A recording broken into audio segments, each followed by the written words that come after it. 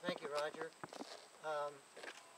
When I think back to the beginning of our organization, and I think of our efforts to begin the trail, and I think of the obstacles that we had to overcome in the process, I don't think it's an exaggeration to say that it's something of a miracle that we're standing here today at a ribbon cutting.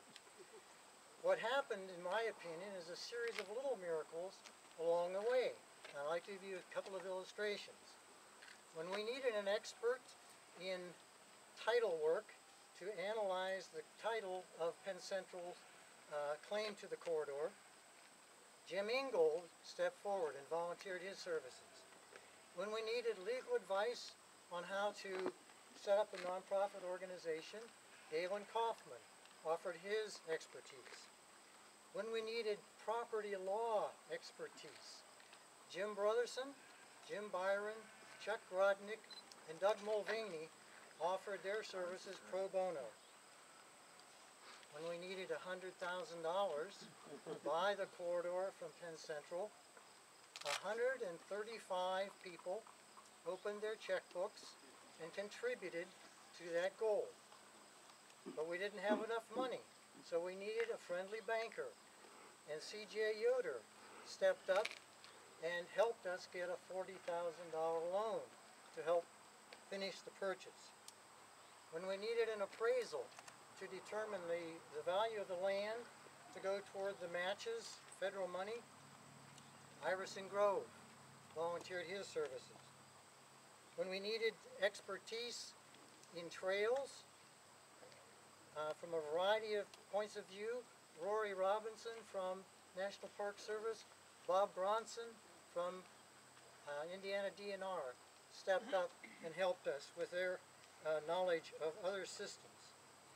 When we needed to form partnerships with Goshen Park Department, Rich Fay and Sherry Howland became those partners. When the trail pushed into Elkhart County with its more delicate political situation, both Dan Seltenwright and Larry Neff became members of our board. And when we had the opportunity to build a demonstration section of the trail in Middlebury, John McKee and Mark Salee stepped up and helped make that happen. When we needed advocates in Shipshewana, as Roger has already mentioned, Norm Kaufman, Mike Puro, Cheryl Kelly, and Roger became those advocates.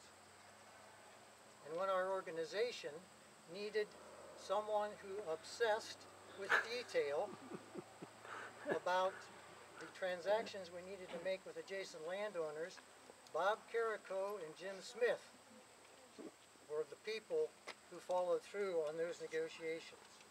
And when we needed a person to create a signature bike ride that would publicize and raise money for the trail, Danny Graber volunteered for that really thankless job.